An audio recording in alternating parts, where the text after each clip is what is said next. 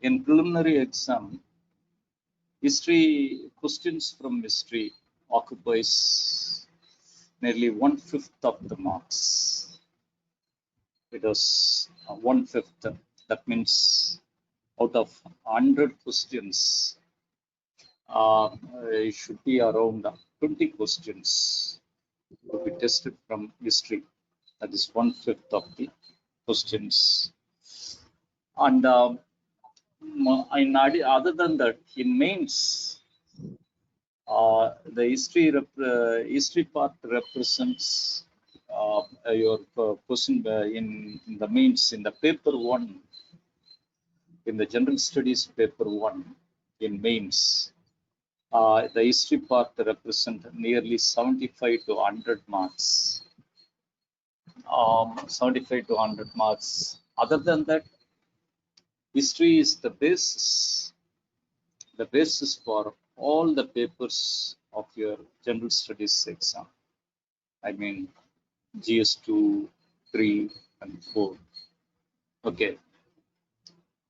Then history is the base for the preparation itself, the entire preparation for the civil services exam. What I suggest is to start from history, because understanding the historical past provides a meaningful insights to crack the exams, a meaningful insights into the present problems, the present events and process going on in the nation. So start your preparation with the history as the basis.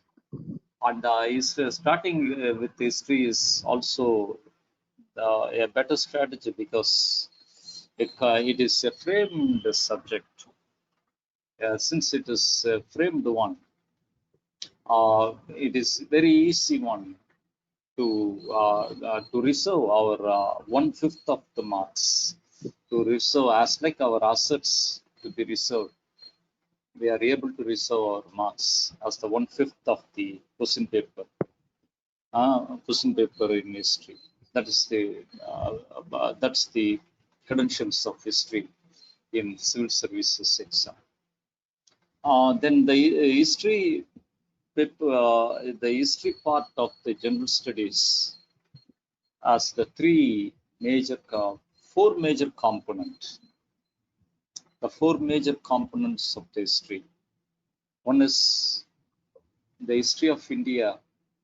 That is the four major components. One is the ancient history of India, medieval history, and the modern one.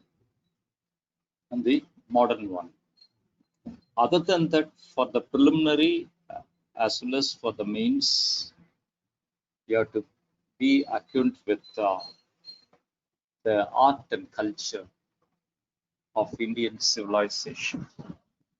The art and culture of Indian civilization. Then, other than that, for the mains, you have to learn the world history part, the history of modern world from the 18th century to the present one. See, that is enough. But apparently, what I'm stating, that the history has to be studied from the ancient times to the modern, which includes the world as well as the art and architecture, seems to be a vast one.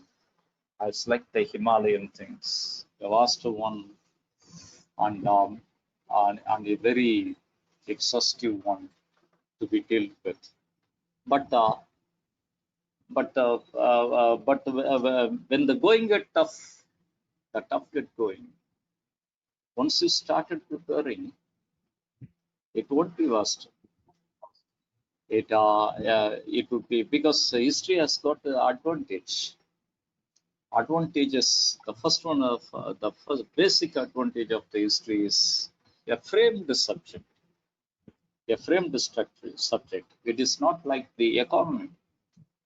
For example, in Indian economy, Indian economy, you have to get acquainted with the current developments. Current developments. If you are, for example, if you are studying the RBI, the power and functions of the RBI, and you have to learn that the evolution of the power and functions of the RBI from 1935 and the present new functions of the RBI. That means the RBI, the new functions of RBI role in financial inclusions, RBI new functions, even the RBI role in the stimulus packages today to deal with the problem of COVID-19. So these are all ever developing, ever dynamic one, but not in case of the history.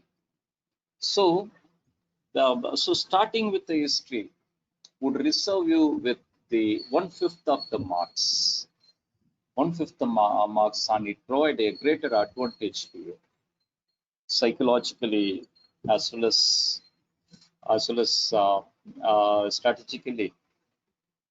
The starting with the history is good for any aspirant of the civil services exam, any aspirant of the civil services exam. That is the important. So I like to suggest the first thing I like to suggest, like to deliver the message that the history part represent 1/5 of the marks, 1/5 of the marks in preliminary exam, and a very prominent role in main exams. And the studying the history is the basis.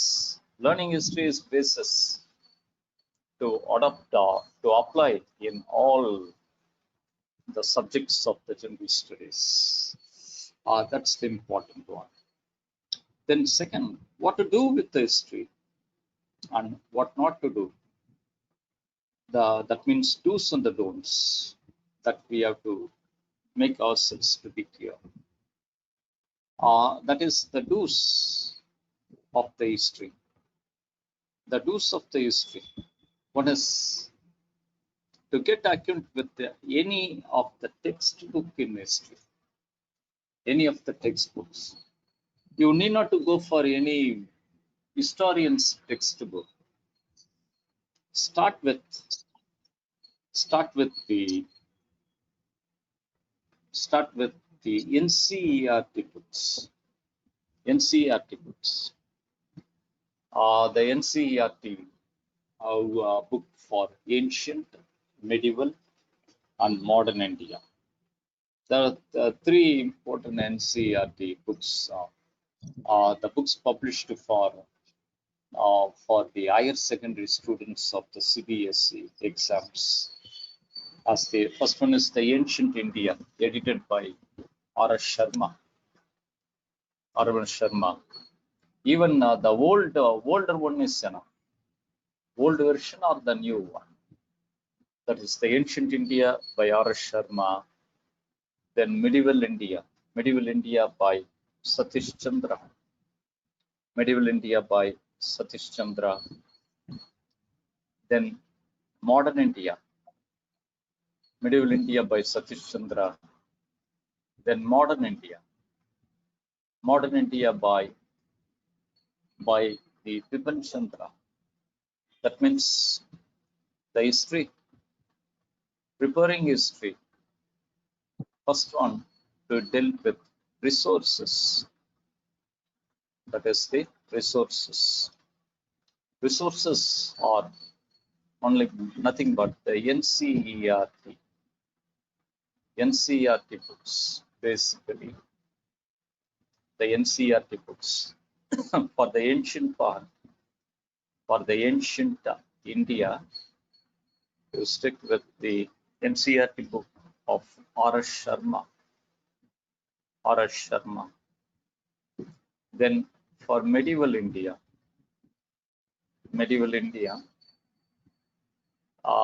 you just go through the book of Satish Chandra for medieval India. Then for modern India, modern India, it was Bipin Chandra. Bipin Chandra. Those books are enough. Those books are, those three books are enough for your preparation. If the time admits, and if you have got interested, out of interest, you go through the work called the wonder that was India, the wonder that was India by A.L. Bhash, by A.L. Bhash. Then India's struggle, India's struggle for independence, India's struggle for independence, independence by Bipin Chandra. These are the books that are enough to prepare with the history. What I suggest is going through the books is other than seems to be the secondary one. The main one is to trust with the teacher. Any teacher, not ourselves alone. Any teacher, to trust with the teacher who provide a framework for the preparations, and the teacher provide the objectives for the learning, and teachers are able to predict the perception of the examiner. So these are the books that you would have, but the three books are compulsory to read for history. That is the ancient, medieval, and the modern one. Then other than that, you purchase a work called History of the World. History of the World by Arjun Dev. Are you able to see the book? Are you able to see the book? Arjun Dev. Yes. Yeah.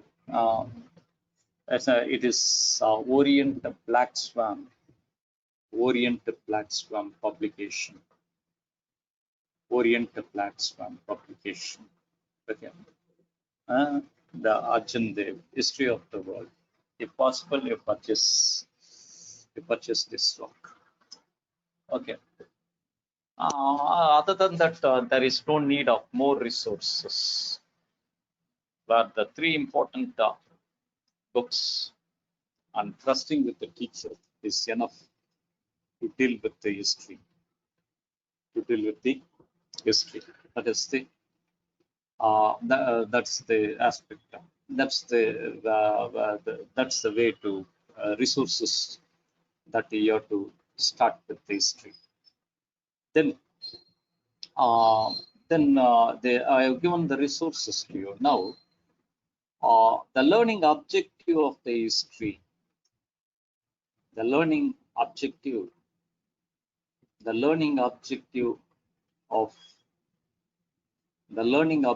of history for civil services exams.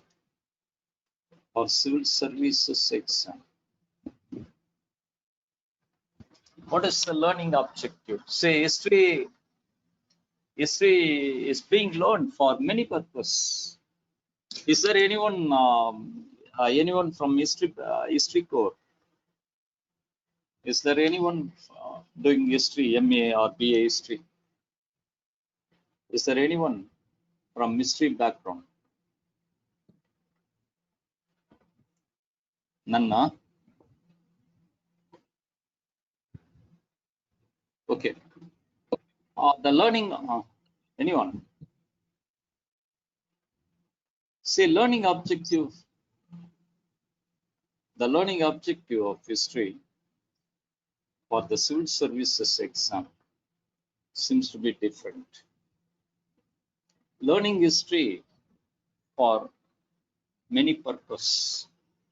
For example, even the member of parliament, a newly elected member of parliament, learns history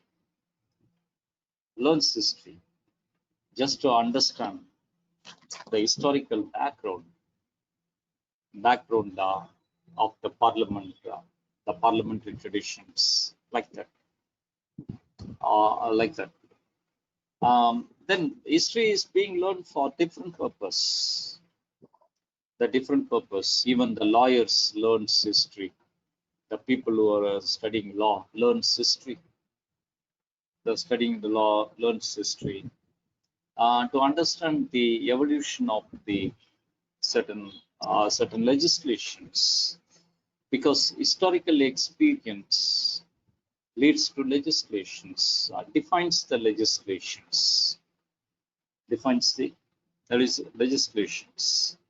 So the learning objective for a civil services aspirant,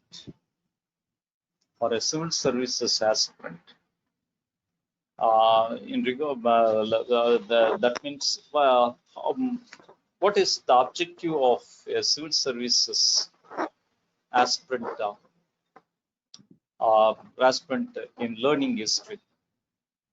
First is a civil services aspirant learns the history. We have to learn the history, not to write essays, not to come out with the notes. We have to learn history for applications, for the applications. That is applications of the learn history for the applications for any applications for the present, for our present day life, and life experience. Now we are struggling with the COVID-19.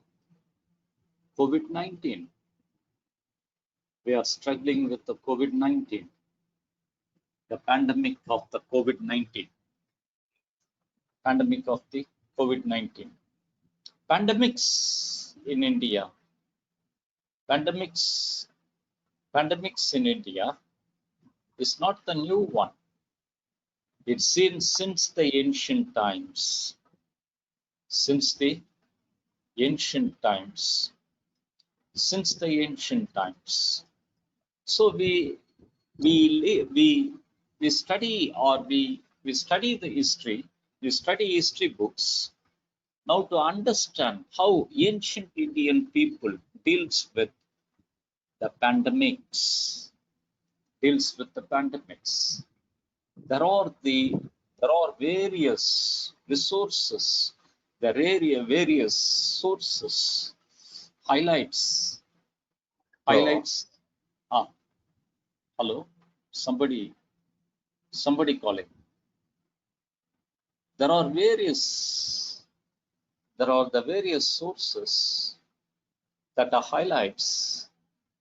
The highlights are the way that the Indian civilization able to overcome the pandemics. In ancient India, there was a cult of goddess called as Hariti. There was a cult of goddess called as the Hariti, a goddess that was worshipped in ancient India. In Peshawar, or the Purushapura of Pakistan today, there was a stupa. Stupa means a structure built to commemorate the god and goddess. There was a stupa in Peshawar called as Hariti Stupa. Hariti is considered as a goddess who protect the people who protect the people, especially the children, from the pandemics like the smallpox, the pandemics the fever, like the fever. The cult of Ariti was known for rituals, certain rituals, certain rituals that includes the rituals that includes the quarantine norms, certain ritual that includes the use of turmeric water as an insecticide, certain rituals that includes the disciplines, the food disciplines, and also to deal with the walk on the fire that is associated with the Hariti, which highlights it is a historical experience that it highlights that how the ancient Indian civilization able to adopt the quarantine practices, able to adopt the able to adopt the socially prescribed vaccination methods with the symbol of Mother Goddess called as the Hariti, in which the historical knowledge has to apply to understand our experience on dealing with the problems of the pandemics. So learning objectives for a civil services aspirant is not of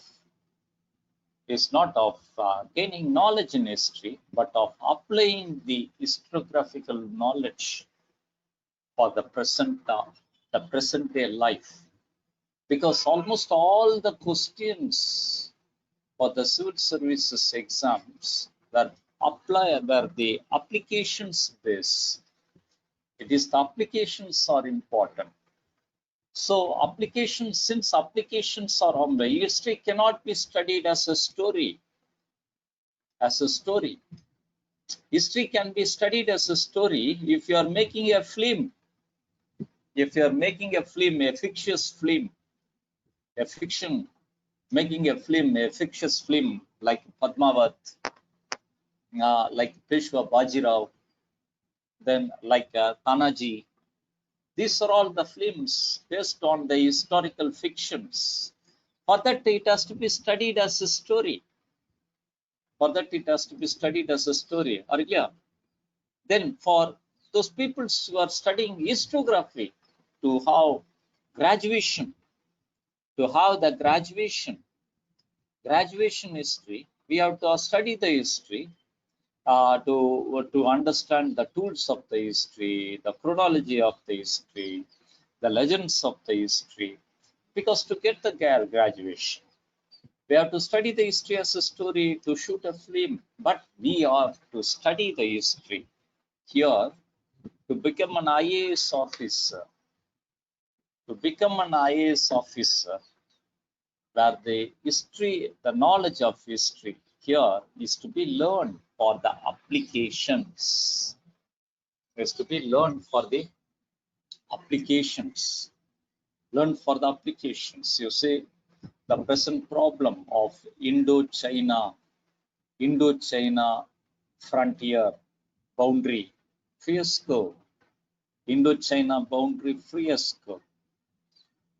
fiasco recently occurred and it's still going on, in which we have to learn history.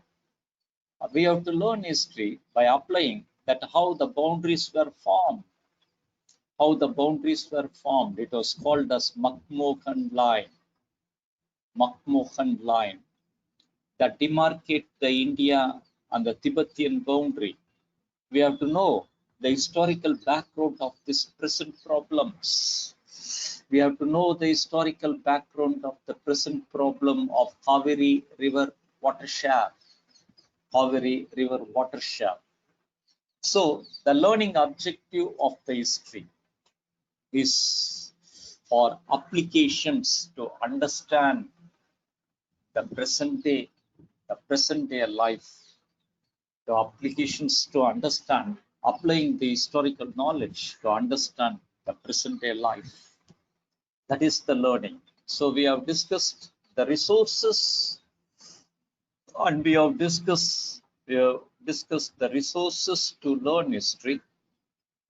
Then the learning, then the purpose of learning the history, that is the learning objective, the learning objective for the history, the learning objective of history for the civil services exams, for the civil services exams. And the third one, what is its limitations? What is its limitations? History is very vast one, a vast subject. Vast subject. If you have opened up, if you have started learning Ashoka means the personality of the Ashoka, when you explore, which will become another history, another history. So history has to be learned with the limitations, with the limitations.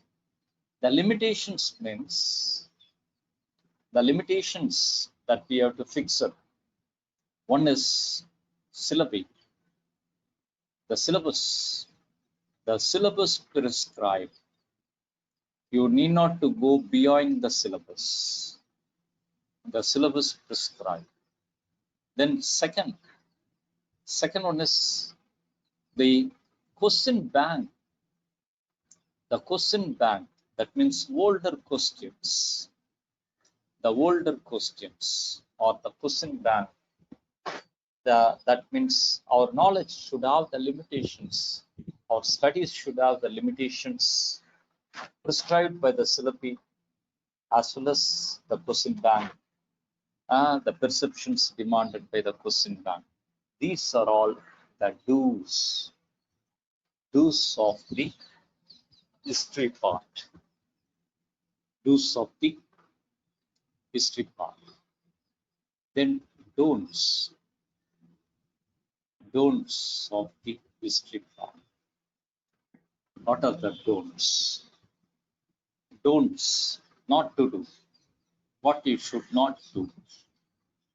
What you should not do. Don'ts. One is known as the extra resources.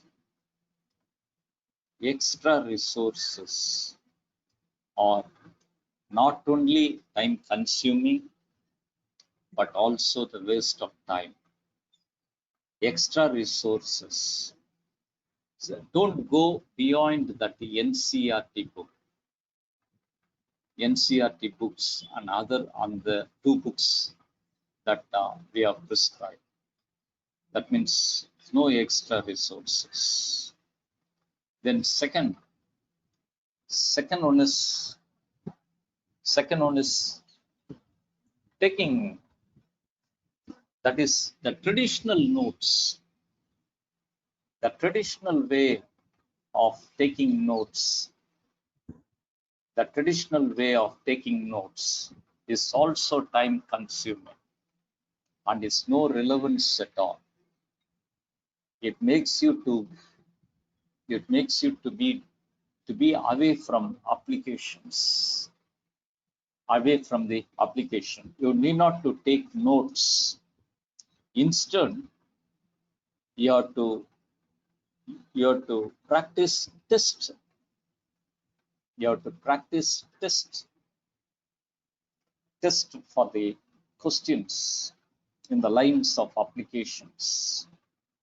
Test for the questions in the lines of the applications. Then third one is, then don't go to the exam without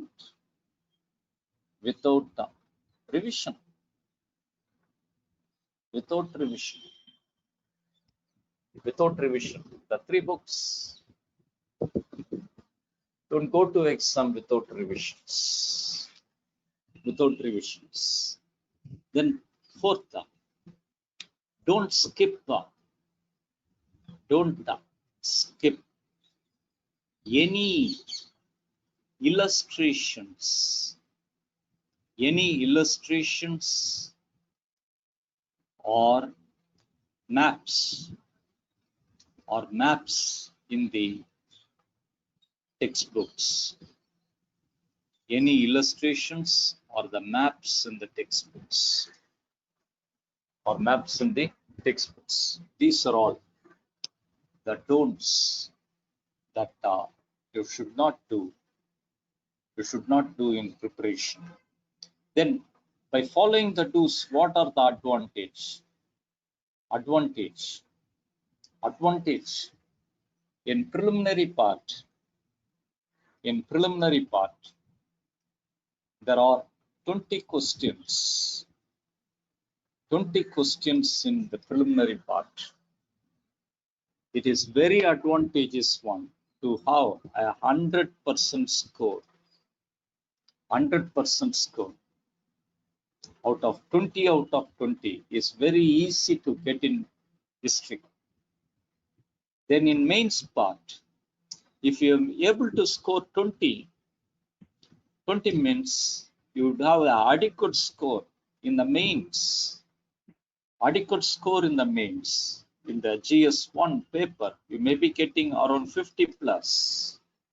Around 50 plus easily. Out of 250 marks, 50 marks are asserts in the main. 50 marks are asserts. And most important one, it was the applications. Applying the historical background and historical knowledge of any problems today would be a worth one to perform, to have a good performance in the personality test. A good performance in a personality test. Because knowing the historical background on any aspect of the present day life makes you a better performer in the competition, in the competitive test of personality assessments. That is the advantage. That's the advantage that if you are able to gain from preparing the history in a proper form. That seems to be an advantage to you. Then, apart from this, I like to come out with some exposure today. A 5 minutes exposure to the history. A 5 minutes exposure to the history of India. 5 minutes exposure to the history of India, in which the Indian history is being categorized into ancient, medieval, and the modern one.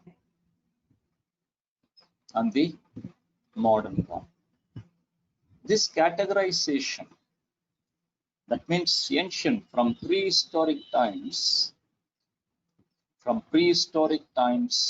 to 1206 CE. CE means after the common event.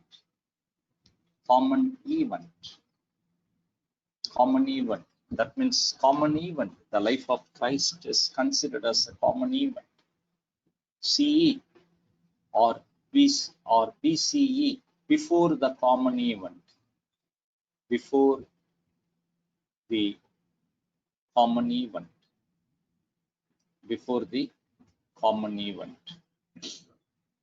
That is from prehistoric times to 1206. 1206 years after the common event, called as the ancient times. From 1206 CE to 1707 CE, 1707 CE, and from 1707 to the 1964 CE, in which the 1206, the year 1206,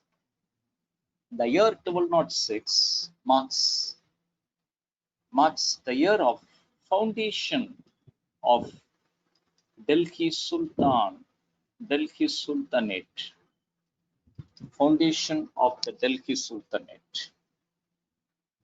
Then the year 1707 marks the end of great Mughals, the end of great Mughals, the end of the great Mughals. Say, it is being told that history seems to be the subject of dates, always dates, years, and many candidates states that I feel there was a phobia among them, that I feel that it's full of dates and the years. Friends, I like to suggest that what date that you are going to study is nothing but only those dates. Only those dates. That means 1206 marks a year in which the foundation of Delhi Sultanate occurred. 1707 marks a year in which the end of the great Mughals occurred. And 1964, the year in which the Nehru died. Only 2 years are enough. Only 2 years are enough. Only 2 years are enough for 1 month of the preparation of the history. For 1 month, only 2 years. Okay. Only 2 years. Okay. For 6 months, you will be having 12 years. 12 years is more than the requirement. It is not even necessary for the optional students. What I like to suggest, the problem of date, the problem of years in the history is unwarranted phobias. These 2 years are enough to confront the exam,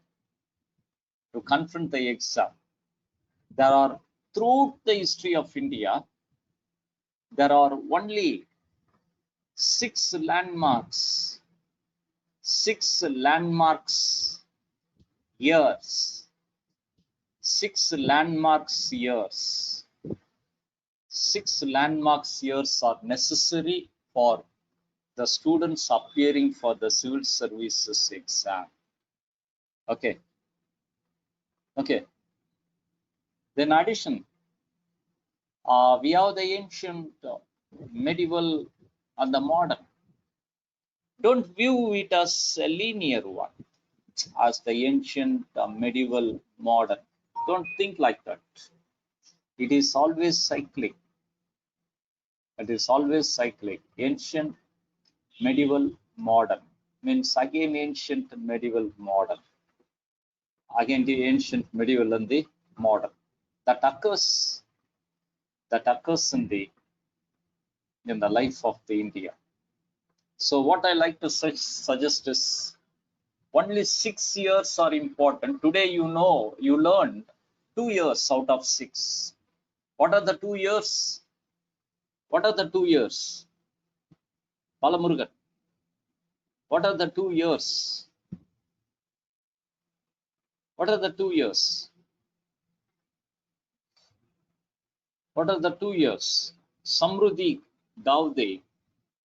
Samruddhi Gaude. Could you respond? Yeah. What are the 2 years? Yes, sir. What are the 2 years that today we have delivered? 1206 CE. 1206 and 1707. 1206 C marks the foundation of the Delhi Sultanate, and Yes. 1707 marks the end of the Great Mughals. So the remaining is 4 years, four number of years that we will discuss in the further classes. Discuss in the further classes.